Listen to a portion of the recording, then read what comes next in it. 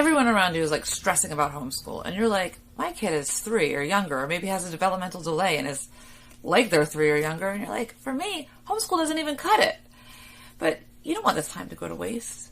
You're willing to do whatever it takes for your kid, but you don't have the training. You've come to the right place. My name is Julie Meyer, and I happen to know that you as a parent have powers far greater than any of us therapists or educators can ever have. Keep watching. I'm going to go ahead and get behind the camera again, and I'm going to show you, I'm going to open some things up and show you what we have here. I'm not going to open everything because a lot of the things you can see as they're closed. And actually, before I move on, the reason everything is in a sealed and see-through container is that this adds another level to the assessment, because we also are looking for nonverbal communication. Now, we're not going to be prompting the child during this informal assessment, but we do want to see how they try to engage us, or if they try to engage us.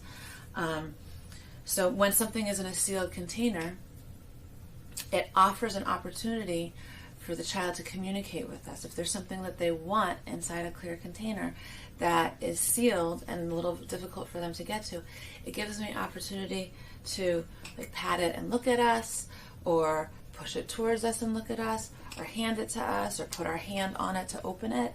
And in those moments, we definitely do want to open the toy for them, and that's telling us that they are trying to communicate with us.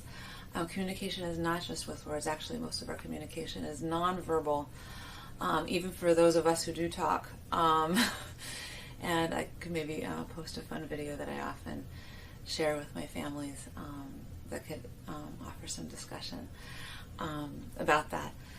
So I'm going to go ahead and show just real quick, what we have set up. I haven't generally been thinking of it like this, but just in the past few days as I've been thinking about making this video, it's set up, I often do set up the toys and the materials in this like circle or half circle, put the child near it, and you also want to reduce distractions, no screens, everything turned off. You might want to get everybody else out of the room for a couple minutes so it's quiet, so that the child can focus and engage with what they want to engage with.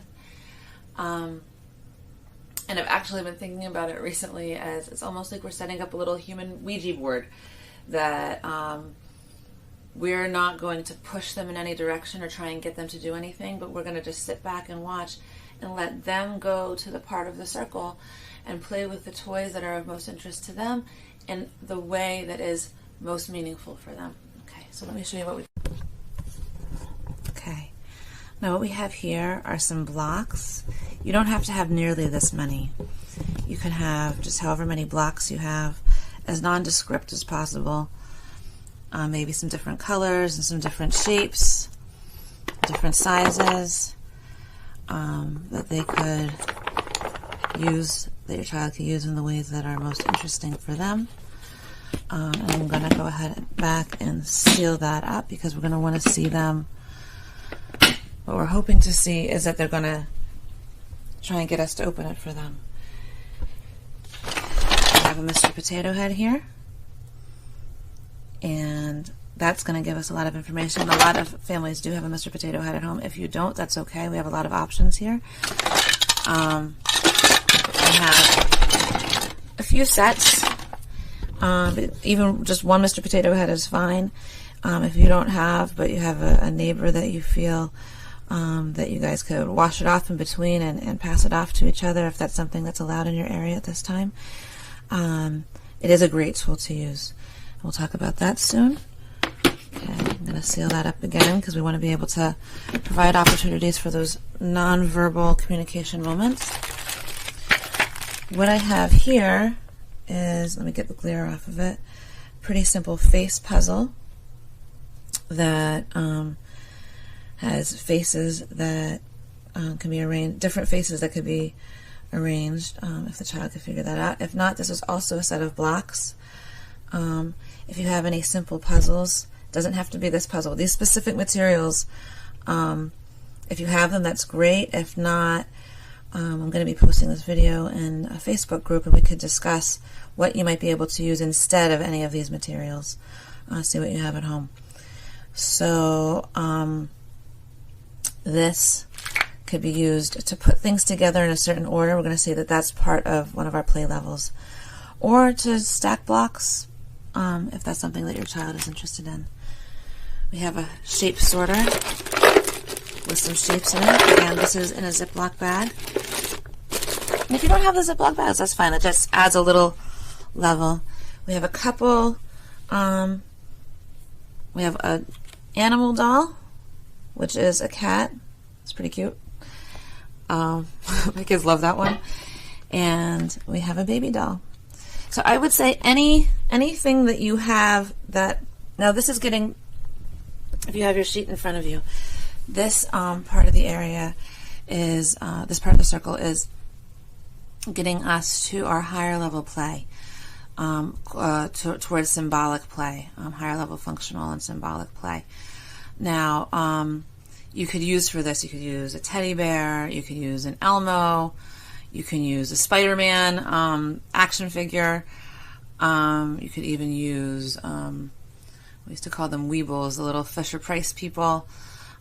Pretty much anything that looks like an animal or a person in some way that could be used to represent a person or an animal. Anything with a face and limbs, pretty much. You might be able to create something also. And more realistic has its benefits in some ways, and something that's a little more abstract could give us good information in other ways if it's something that you have to make yourself. Okay, and then here we have what we generally think of as pretend play items. We have some food items, if you have those. If you don't have plastic food items, you might be able to just maybe put some canned goods here, something that's a little bit hard for them to open, like an orange or a lemon, something that looks like food. Or it's a little more abstract, but maybe you could print out a picture of food, if that's what you have available to you right now, or you could take from a magazine a couple pictures of food. We also have here, and now most of us have things like this at home, we have a couple cups, we have a white one inside a blue one, we have some plates, and a pizza cutter, a toothbrush. Now, these are like regular household items that they can use to play symbolically, to represent things that they're used to doing around the house. We have a washcloth. That's something that you use for bathing. And something else that I have in here. I have more utensils and plates and things like that. Something else I have here is we have some pieces from a doctor's kit. Now, if this is something that's familiar to your child, if your child maybe has medical issues or has been to the doctor recently or goes to the doctor frequently, this would be something familiar that might spark some pretend play for your child. If the child doesn't go to the doctor very often, it might be interesting to throw it in there, but it's likely that they might not think of that at this point as something that they'd like to do in their own play. Okay, so I'm going to close this up again. Set up this area like this. And I have it in this order for a reason. If you're looking at your sheet with the 4 columns, and I'm going to also post a link to who produced that. It's a developmental profile of play skills, UNC Chapel Hill, 2011. And I could post a link to the course where I got that. So what we have here is toys from what would be considered on your sheet the most basic level of play, and arranged towards a more advanced level of play. And we're going to just let your child sit down in this area. Again, limiting distractions, turning off all screens, maybe doing this in a separate quiet area. I want to also mention what I don't have here. I don't have a car. I don't have a ball. I don't have bubbles, and again, nothing with a screen. Now, the reason I don't have a car or bubbles or even a ball or anything with a screen is a lot of times children can fixate on those things, and there are definitely wonderful things that we can do with those things. I'm probably going to do in a later video games that we could play with those items to help them stay engaged with us. But a lot of times children will play with those things, and it's fun and it's good and it's not bad, but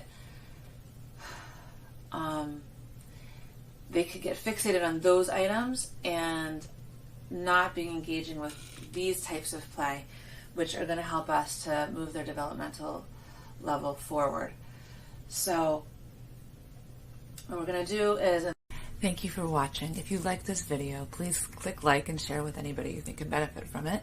For more videos like this, please subscribe. To request a video on a topic that we haven't covered yet, go ahead and leave a comment down below and I'll see that, and if I get enough interest, I'll make a new video. Also, you don't have to do this alone. You could join the discussion in our private Facebook group, and the link is in the comment box down below. Or if you're interested in working with me personally, send me a PM on Facebook and we'll make a time to talk.